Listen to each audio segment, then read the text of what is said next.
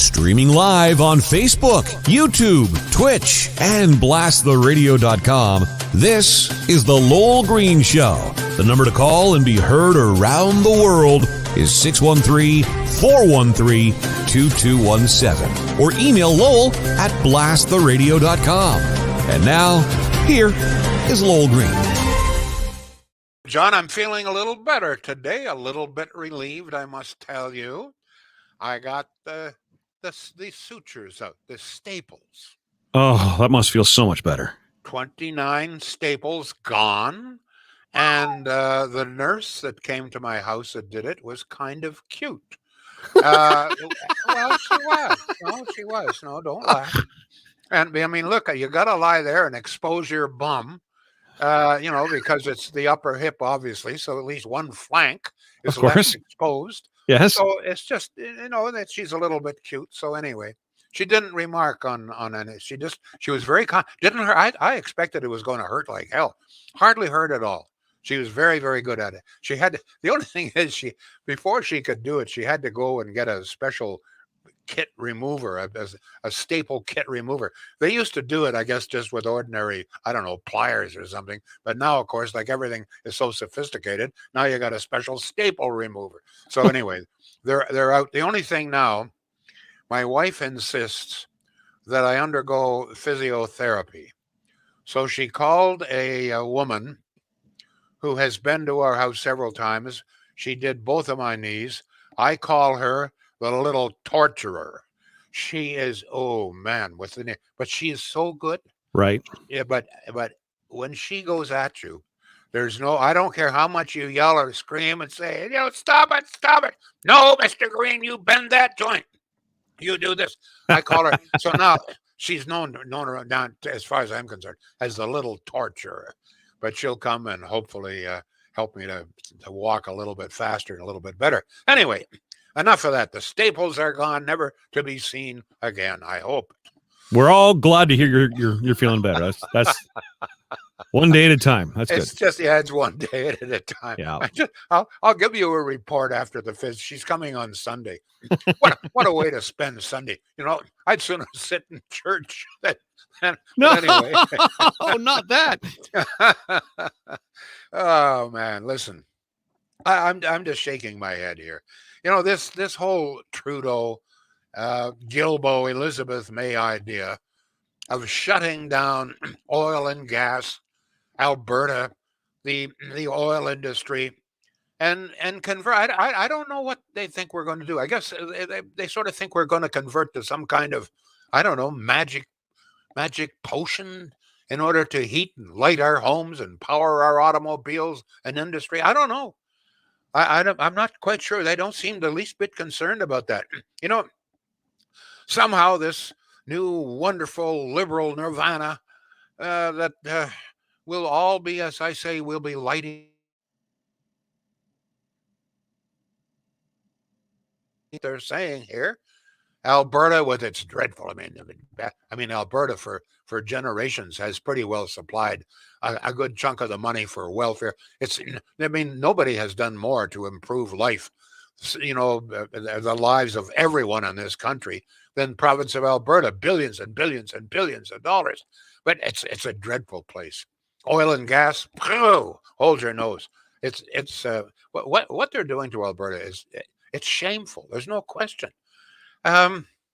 So all of our driveways are going to be outfitted with electrical cars, and there's going to be all sorts of joyful dancing every single morning. Great day in the morning, okay, with this new nirvana that's going to be created in the image of Justin Trudeau, Stephen Gilbert, and Elizabeth May, a country built in the image of those three, and a few other eco nuts. But there's a couple of problems here.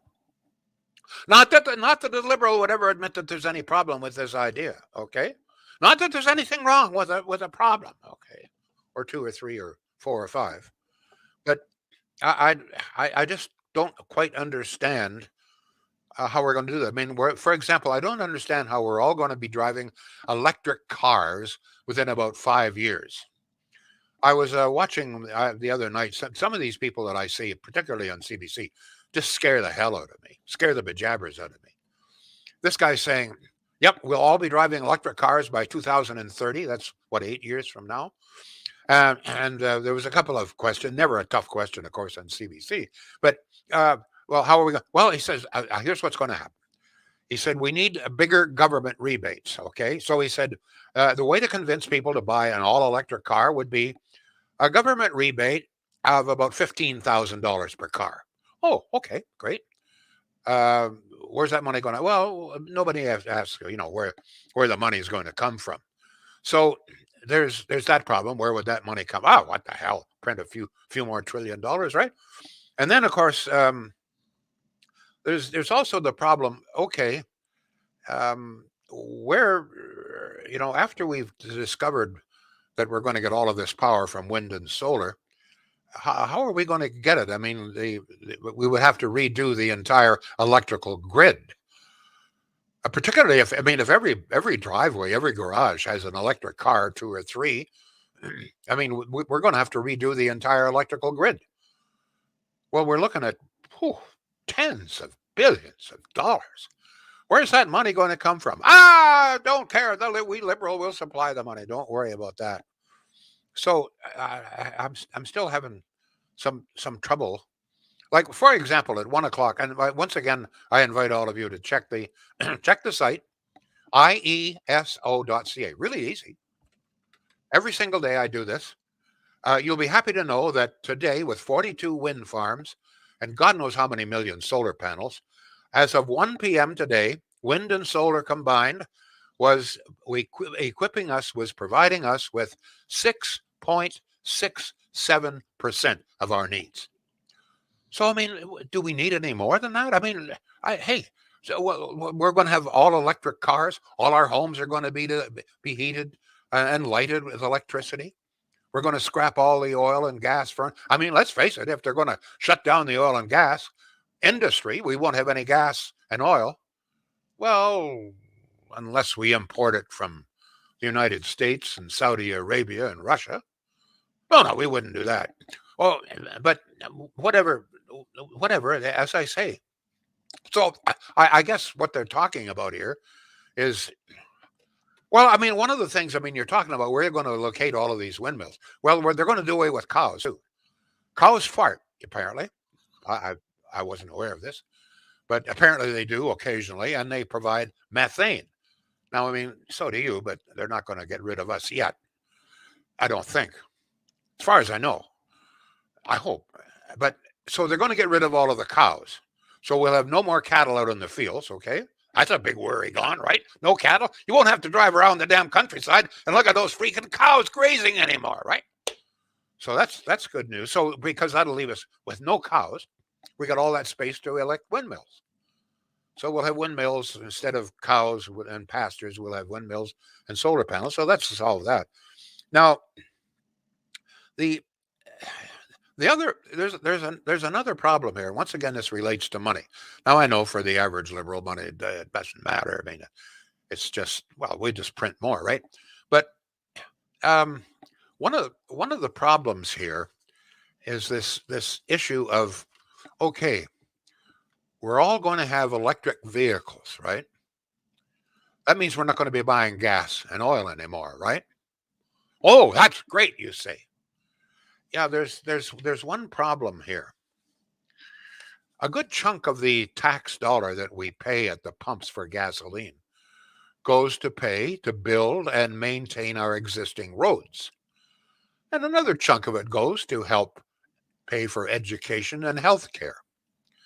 Now, if we're not going to be buying oil and gas, we're all going to be getting free electricity. I guess it's going to be free to power our cars. What are we going to do about all that money that's missing in tax? Well, you say that's not that much. Oh, wait a minute. Let me just go through very briefly. Let me break it down. I'll bet you dollars to donuts. You have no idea how much money you are paying every time you get a liter of gasoline at the pumps. I bet you have no idea how much you're paying in tax. Well, according to the Ontario Taxpayers Federation, it amounts to 38% of the cost on average. So let me just give this a breakdown. This, I bet you don't know this, okay? Let me break it down for you. Here is what we pay for each liter of gas in Ontario in taxes. 8.8 cents carbon tax, 14.7 cents provincial gas tax, 10 cents federal gas tax, 9.6 cents provincial sales tax, 6 cents federal sales tax. That is, every liter of gasoline you buy, 49 cents of it today is taxes. Did you know that? Now, this is nothing, because by the year 2030, as you know, every April 1st, Trudeau, God bless him, increases the carbon tax. So by the year 2030, you can add another 37.5 cents in carbon tax. So that by 2030, more than 50% of the cost of a liter of gasoline will be taxed. So, okay, you say, geez, we won't have to pay that. We're not going to be buying gas and oil. We won't have to pay the tax. But that, we're talking tens of billions of dollars in lost revenue. So if motorists with these new electric wonder cars are not going to be paying tax, they're not going to be paying to build new roads or maintain, who's going to do that? Where are we going to get the money for that? Oh, well, I just present this as a kind of a small problem, you know. It's it really is quite astonishing. And apparently there are a couple of other problems with all electric vehicles. And that is, I'm not an electrician. I don't quite understand this, but apparently most homes now are equipped with what they call 100 amp service. And the chargers for our new automobiles, new Wonder electric vehicles, are 75. So somehow that's going to have to be converted as well. So, right now, you drive an electric vehicle. It's pretty cool, right? You can get free fuel. For example, you can pull up to one of those charge stations at Ottawa City Hall, and you can fill up for free. Not only do you not have to pay for the electricity, we taxpayers pay for that, the rest of us, but you don't have to contribute any tax to maintain the roads. So what's happening now, all the electric cars out there, they're not helping to maintain or build new roads, but the people driving gas automobiles, we are. So we are not only are we taxpayers. I don't know. I think the rebate, what is now about 5,000. They're talking increasing it to 10 or 15,000 per car. So let's say we leave it at 5,000. So we're contributing 5,000 for every electric vehicle that people buy. Then we're also going to have to pay for their electricity. I don't know. Like, when these people are selling these electric cars, and the politicians are promoting them, they don't mention the fact that somehow or other somebody's going to have to pay to build and maintain the roads. And if we're not going to do it through gas tax, how are we going to pay? It's just a small problem. I just throw it out there. John, we got any comments coming in yet? We do, and I love this conversation because my brother just bought an electric car. So this is the conversation that the family has every single weekend. We're following this. We want to know about this. Now his whole day is spent calculating, how far can I drive on this charge?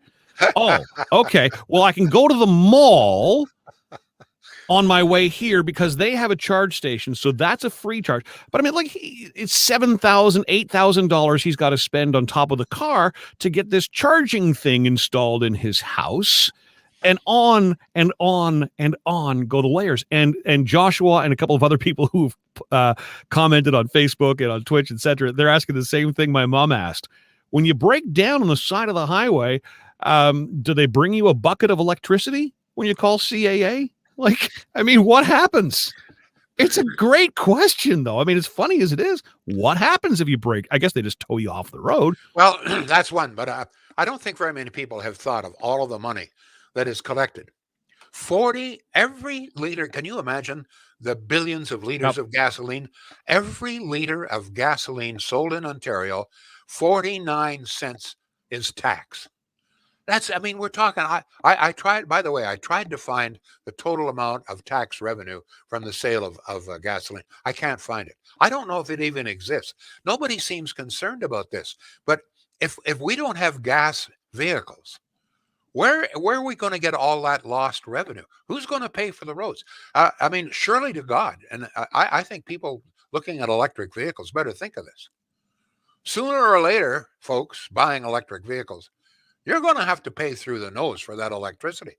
Not only are you going to have to buy the electricity, which can be very expensive in Ontario, but you're also going to have to pay tax because somebody who uses the roads has got to pay for the roads.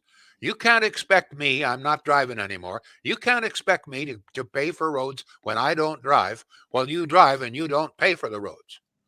That ain't Canadian, okay? I don't think Canadians would allow that.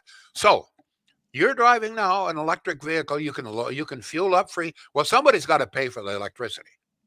We taxpayers, obviously, some way or the other, are paying for the electricity. But at some point, you're going to have to pay for the electricity, but you're also going to have to pay hefty taxes. I repeat, non-motorists should not be compelled to pay motorists for driving on roads that they don't support. It's a whole, and you know what?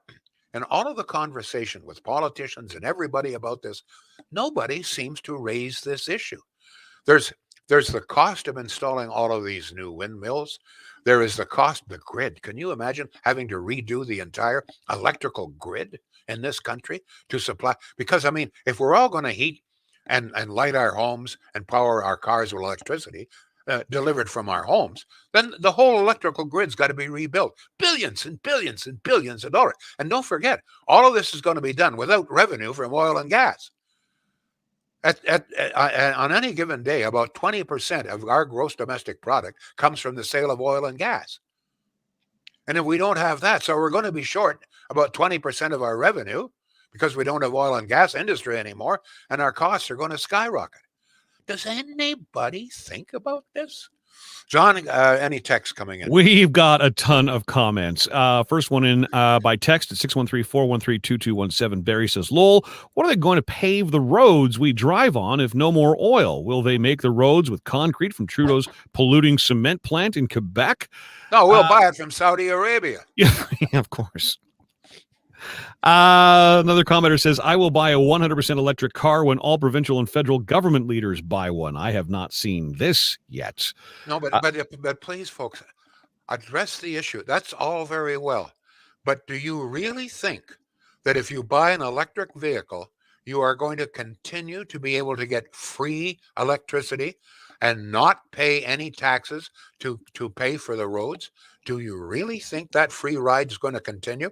We today who buy gasoline are paying 49 cents a liter. They're going to have to charge electric vehicles a comparable fee in order to compensate for the lost revenue from oil and gas. Makes sense to me. Otherwise, where are we going to get the money? Go ahead, John. James says, ask a cyclist about contributing to the roads while we're at it. Good point. Good point. Yep. Murray says, carbon price on a ton of coal is twice as much as the coal itself. Craig says, do you remember when the Liberal government in Ontario made it so expensive we all became more hydro efficient? We lost so much revenue, they hiked the hydro rates. Cheryl says, would the batteries even survive Canadian winters? How would they stand up? Joshua on Facebook asking, if we don't buy oil and gas, they'll find a new way to tax your ass. Carrie says, how is it good for the environment to scrap all our gas and diesel cars if we all replace our cars with electric? Or, like someone pointed out, what happens in a snowstorm and you get a total stop in traffic on the 401, for example? After 3 to 4 hours, all will be out of power. Yeah, that's fine. Those questions and problems are obvious.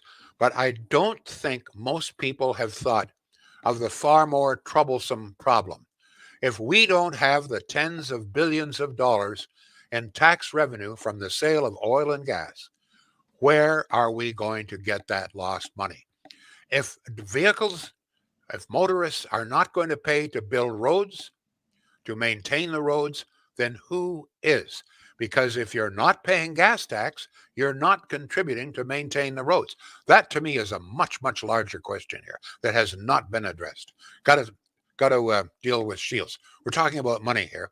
One way to save money is if you're in the market for appliances, and once again, I want to point out the price of appliances, I guarantee, are going to skyrocket come January 1st.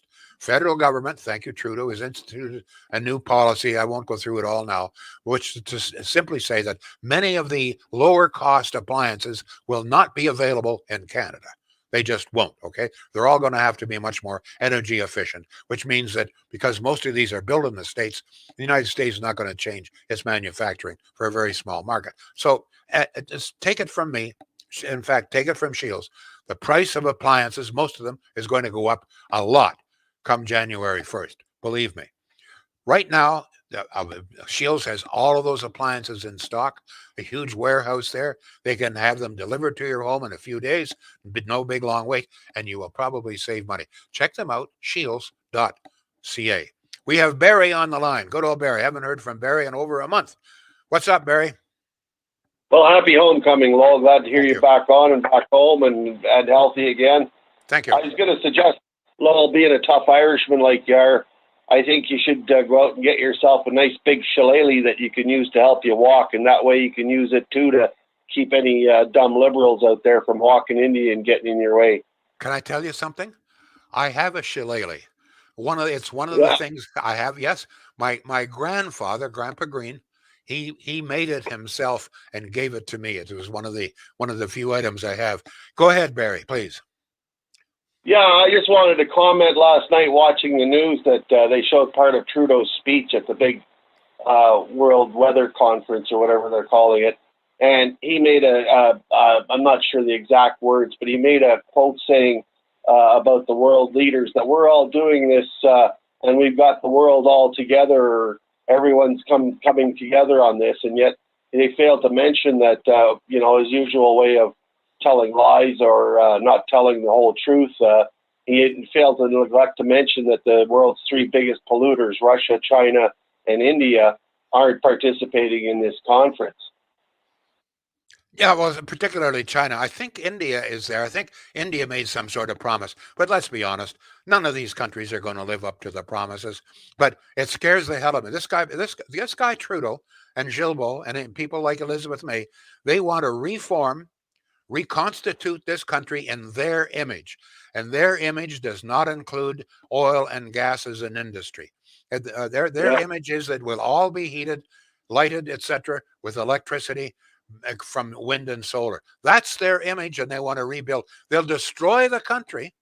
They're already beginning to destroy it. I mean, we're all, if we keep up, we're going to be bankrupt. But this is their idea, their vision. Lowell, I can see us needing some kind of alternate energy and stuff like that. But I mean, he's going to cut everybody's throat in the oil industry here and cut off all them jobs. And it's not going to stop the U.S. or Iran or anybody else from selling oil and continuing to use oil or coal. And yet he'll cut off the oil industry in Alberta, and yet he'll continue to let BC sell coal to China to pollute the air that's going to come across the Pacific that we have to breathe. Very true. There's also another consideration. I'm glad you raised this. And that is that Trudeau says he's going to put a cap on emissions from Alberta and Saskatchewan oil and gas. But he didn't say he'd put a cap on emissions from all of the oil that we import. About 1/3 of all oil and gas in this country is imported. But there's no restrictions on that. There'll be no cap on that. So in other words, the United States, Saudi Arabia, Russia, they can ship oil and gas to our country without any sort of cap on emissions. But if we have it made it in Canada, then there's going to be a cap.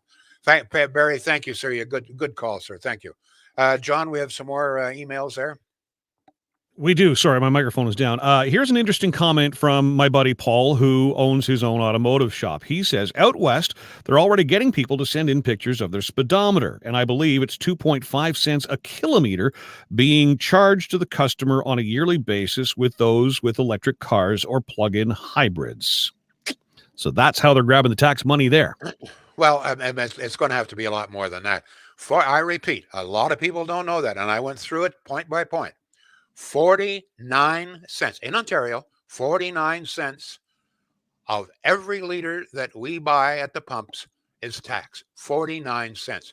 That money, a good chunk of it goes to maintain, build roads, but a good chunk of it's left over for education, for healthcare, etc. Where is that money going to come from if nobody is buying gas? Just before we go, I have to urge people. Yesterday, I got into this business, and it doesn't seem to be, I think people aren't quite catching on. I urge you, those of you who are concerned and care out there, simply Google. I mean, so much of this is so easy. Just Google Iceland CO2. See what crops up. It's amazing. Iceland is building this huge plant that will suck CO2 out of the air. We already know how to do that. We're doing it all over. But they're doing it in large amounts, and then they are converting it. I didn't know this, but this is true.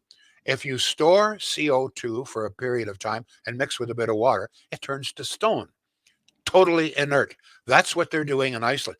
But that same site, this is Iceland CO2, you will see some of the other things that are being done. Science is moving ahead on this. There is a plant, I forget where it is now. They plan to build one of these plants to suck CO2 out of the air, 1 million tons a year. They say they can suck 1 million tons of CO2 out of the air every year. This is the equivalent that we would get from 40 million trees. This is where science is taking us. While science is taking us to this, the scientific method of capturing CO2, we have Trudeau, Gilbo, Elizabeth May, and the eco-nuts in this country talking about old-fashioned technology. They're fixated on taxes. That taxes is an outmoded concept. It doesn't work. It bankrupts countries. It disadvantages countries. The secret is science. Please, please, please, check it out. The politicians, I've tried to get politicians interested in this. They don't seem to be.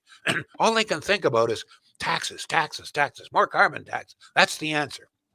Folks, Iceland, CO2. You will be amazed. And not also, if you really care, Google MIT CO2 to see what turns up there. The experiment's underway. And right now, MIT, Massachusetts Institute of Technology, it has perfected a means of sucking CO2 out of the air and converting it to a fuel that can be used in jets that has no emissions.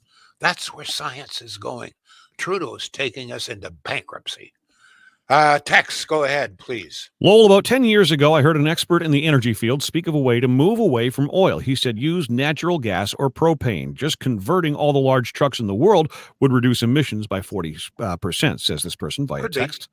Iceland is starving Canadian trees. Great, says David on Facebook. We got an email from Lisa. She says, Lowell, a number of issues come to mind with electric cars is charging stations. Will all gas stations install hydro station sites? Range and cold weather, and how do they perform in temperatures below 5 Celsius?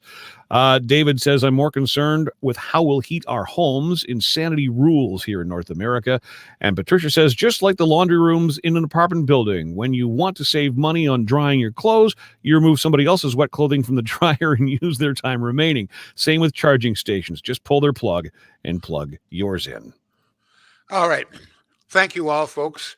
Once again, I urge you, politicians, we've got to convince the politicians to get into the 21st century here. Science is the answer, not taxes, science.